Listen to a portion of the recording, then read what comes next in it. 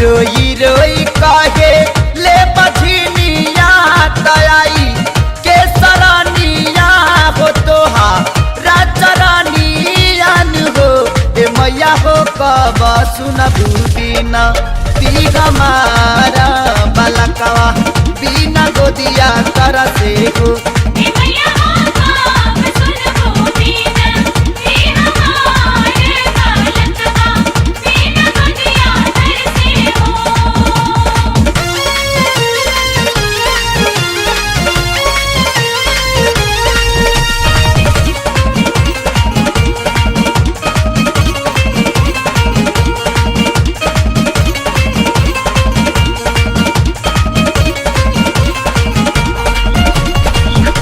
धावल धूपल आइले दुआरी तब दुख काहे न सुनिलू महतारी धावल धूपल आइले दुआरी तब दुखवा काहे न सुनिलू महतारी पाँचे पाँच दे हम पानावा त पाँचे नारियारावा त पाँचे गोचु नारियान हो ए मैया हो बैठल बानिया चा रापा सारा त बलकवा बिना गोदिया तर से हो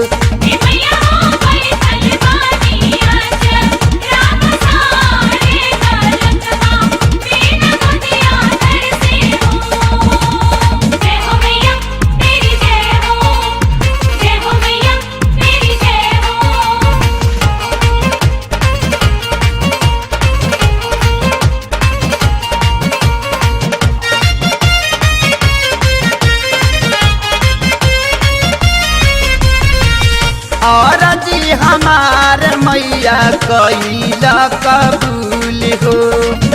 जिंदगी के बाग में खिलाई दाना फूल हो माई और जी हमार मैया कैला कबूल हो जिंदगी के बाग में खिलाई दाना फूल हो तोहा के चढ़ाई भी खीर भोजनावा त पाचे पाकवानावा त मेवा मिसटानावन हो ए मैया हो सुना बाटे आंगा ना दुआर त बलकवा बिना गोदिया तर से हो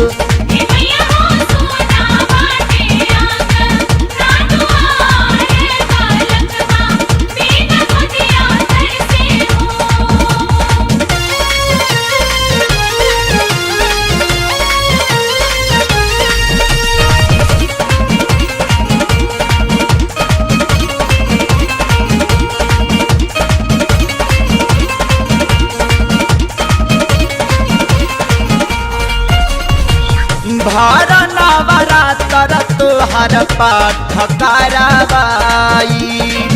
महेश के सारी से हम पचारा गवाई सुनलू भर नवरात्र तोहर पाठ कराबाई महेश के सारी से हम पचारा गवाई औरो कराई बिचारा नावा पूरा दो आरमा नावा सजाई दस बनावन हो ए मैया हो फूल बनाही तोहार उपकार बलकवा बिना गोदिया तर से हो